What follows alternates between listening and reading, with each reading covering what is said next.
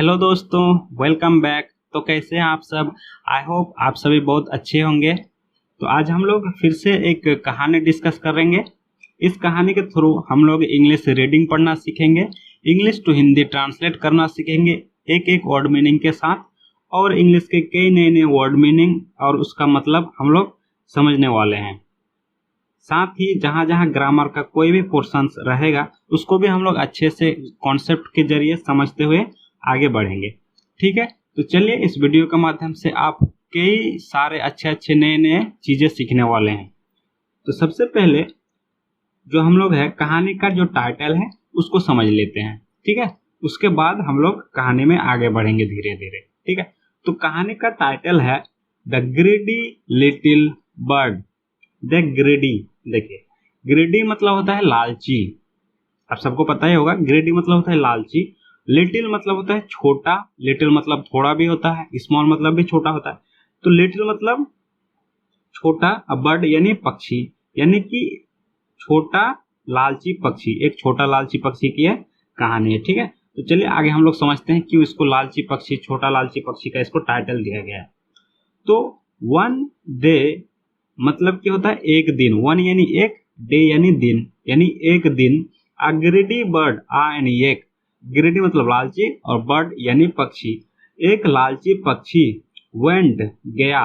देखिए वेंट मतलब गया, गो मतलब जाना, गो का सेकंड फॉर्म पास्ट फॉर्म जो होता है वो होता है वेंट, गो का पास्ट क्या बन जाता है वेंट, यानी गया। To the queen bird, to the यानी टू द क्वीन, क्वीन मतलब होता है रानी, किंग मतलब जैसे राजा, तो क्वीन मतलब रानी।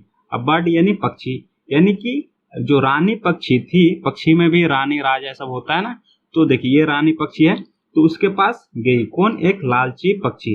ठीक है, एंड टोल्ड हर, एंड और टोल्ड यानी बोला। ठीक है, टेल मतलब होता है बोलना, टेल का ये पास्ट फॉर्म है, टोल्ड यानी बोला, हर यानी उसे।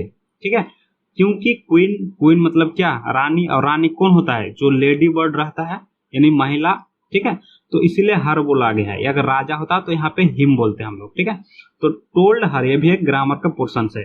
उसको बोला, क्या बोला, about some bullock carts, about यानी के बारे में, अबाउट मतलब होता है के बारे में, सम मतलब कुछ, और बुलक कार्ट्स यानी बैलगाड़ी। ठीक है, वैसे बुल, बुल मतलब क्या होता है, बैल होता है, सांड होता है। ठीक है, तो उसी से बना है बुलक कार्ट्स यानी बैलगाड़ियों के बारे में। क्या क्या, एक लालची पक्षी गए रानी पक्षी के पास, और क्या क्या उसको बोला, कुछ बैलगाड़ियों के बारे में। ठीक है, यहां तक समझ में आया।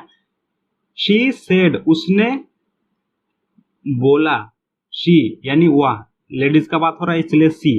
अगर जेंट्स का बात होता यानी मैन या किंग का बात होता तो यहाँ पे पुरुष का अगर बात होता तो हम लोग ही लगाते, क्योंकि यहाँ पे स्त्री का बात हो रहा है। सी, सी देख के हम लोग समझ गए क्या कि ये कोई स्त्री का बात हो रहा है। ठीक है, सी शेड उसने बोली, क्या बोली, it is unsafe to go there. It is या है, इट मतलब होता है यह, इज यानी है, या है, अनसेफ, अनसेफ मतलब होता है असुरक्षित। देखिए safe, S A F E, safe मतलब होता है सुरक्षित, और उसी का उल्टा, उसी का ऑपोजिट है अनसेफ, यू एन लग गया तो उसका उल्टा हो जाता है। जैसे हैप्पी मतलब क्या, खुशी, अनहैप्पी मतलब दुखी, तो उसी का उल्टा है सेफ मतलब, सेफ मतलब सुरक्षित और अनसेफ मतलब असुरक्षित। यानी क्या हो गया मीनिंग, इट इज अनसेफ, यह असुरक्षित है या असुरक्षित है, टू गो जाना, गो यानी जाना, देयर, देयर मतलब होता है वहां, यानी कि यह वहां जाना उचित नहीं है, असुरक्षित है। As any bird might get hit by the wheels, as जैसे कि, एज मतलब होता है जैसे या जैसे कि, यानी बर्ड यानी कोई पक्षी, यानी मतलब होता है कोई, बर्ड यानी पक्षी, जैसे कि कोई पक्षी, माइट, माइट मतलब होता है शायद, एक मॉडल वर्ब है, यानी कि शायद, गेट हिट, हिट मतलब होता है धक्का खाना या धक्का लग जाना, गेट हिट मतलब धक्का लग जाए, शायद धक्का खा ले या धक्का लग जाए, बाय द व्हील्स। ठीक है, बाय मतलब होता है द्वारा भी होता है, से भी होता है, और व्हील मतलब होता है पहिया, जिसको हम लोग चक्का बोलते हैं ना, उसको इंग्लिश में बोलता है व्हील, और व्हील से ही बना है व्हील्स। ये क्या है, प्लूरल है, एक से ज्यादा पहिया का बात हो रहा है डेफिनेटली, इसीलिए व्हील्स बोला गया, यानी पहियों से शायद किसी एक बर्ड को, किसी को भी धक्का लग सकता है या धक्का लग जाए शायद। ठीक है, वही बोलना चाह रहा है कि इसीलिए वहां जाना सुरक्षित नहीं है। कौन बोल रहा है, जो क्वीन बर्ड थी उसने ऐसा बोली, ठीक है। The queen bird told the others not to go there. The queen bird यानी कि जो जो रानी पक्षी थी, टोल्ड यानी बोली, टेल का सेकंड फॉर्म यहाँ भी जैसे यहाँ पे है वैसे यहाँ पे टोल्ड यानी बोली, द अदर्स यानी दूसरे को, अदर यानी दूसरा और अदर्स यानी दूसरों को, प्लूरल है, दूसरों को क्या बोले, नोट टू गो देयर। देखिए गो मतलब जाना, देयर मतलब वहां, यानी कि नोट टू बोला गया यानी नहीं जाने। अगर गो खाली गो बोला जाता तो जाने बोलता, लेकिन नोट लगा के नहीं, नोट टू गो देयर वहां जाने मना की। द क्वीन बर्ड टोल्ड, जो रानी पक्षी थी उसने बोली, क्या बोली, टू अदर्स दूसरों से, नोट टू गो देयर वहां जाने से मना की, वहां जाने से रोकी, ठीक है। समझ में आया? आगे बोल रहा है the greedy bird always went alone. The greedy bird यानी लालची पक्षी, ठीक है। ऑलवेज मतलब होता है हमेशा, ऑलवेज मतलब क्या होता है, ऑलवेज मतलब होता है हमेशा, वेंट यानी जाती थी, गो मतलब जाना, गो का सेकंड फॉर्म वेंट यानी जाती थी, अलोन मतलब होता है अकेले, अलोन मतलब क्या, अकेले, यानी कि जो लालची पक्षी थी वो हमेशा अकेले वहां पे चली जाती थी या जाती थी। वन डे एक दिन, it got hit by the wheels of the cart.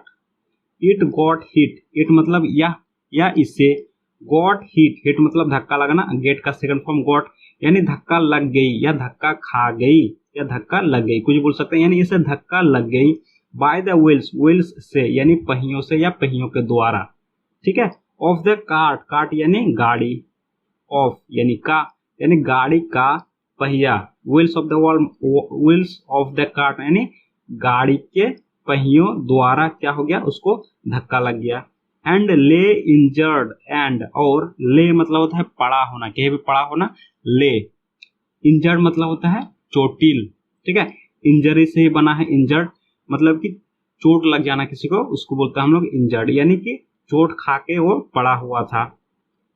When he did not return, when यानी जब, he मतलब वह, ठीक है, did not return, return मतलब होता है वापस आना, कहीं जा रहे हैं आप लोग, वापस अगर घर आ गए, जैसे स्कूल गए, स्कूल से वापस आ गए, तो स्कूल से हम लोग क्या हो गए, रिटर्न आ गए, मतलब वापस आ गए, तो रिटर्न मतलब वापस आना। और जब he did not return यानी वह वापस नहीं आया, did not मतलब नहीं होता है पास्ट में, ठीक है, तो जब वह वापस नहीं आया, the other birds looked for him, the other यानी दूसरा, birds यानी पक्षियों, पक्षियों बोला जाएगा, क्यों, क्योंकि एस लगा के एक रहता तो बर्ड एक से ज्यादा है, इसलिए पक्षियों, द अदर बर्ड्स यानी दूसरे पक्षियों, लुक्ड, लुक मतलब होता है देखना, ठीक है, लुक से ही बना है, लुक्ड वर्ब टू है पास्ट फॉर्म यानी देखा, फॉर हिम उसके लिए, फॉर मतलब के लिए, हिम मतलब उसका, यानी उसके लिए देखा, एंड फाउंड और पाया, फाइंड मतलब पाना, फाइंड का सेकंड फॉर्म फाउंड यानी पाया, हिम यानी उसे, पुअरली हर्ट, पुअरली मतलब होता है बुरी तरीके से, ठीक है, पुअरली मतलब होता है बुरी तरीके से, और नाइसली मतलब क्या, उसका उल्टा अच्छे तरीके से, ठीक है, तो पुअरली यानी बुरी तरीके से, हर्ट मतलब भी होता है जख्मी, इंजर्ड भी मतलब होता है जख्मी, हर्ट मतलब भी होता है वही, हर्ट मतलब चोट खाना या चोट लग जाना, तो हर्ट यानी चोटिल, बुरी तरीके से चोट खाए हुए। One the village road, one यानी में या पर, विलेज यानी गांव और रोड यानी रास्ता, यानी गांव के रास्ते में, ठीक है, गांव के रास्ते में बुरी तरीके से उसे पाया, क्या हुआ, हर्ट हुआ यानी जख्मी हुआ, ठीक है।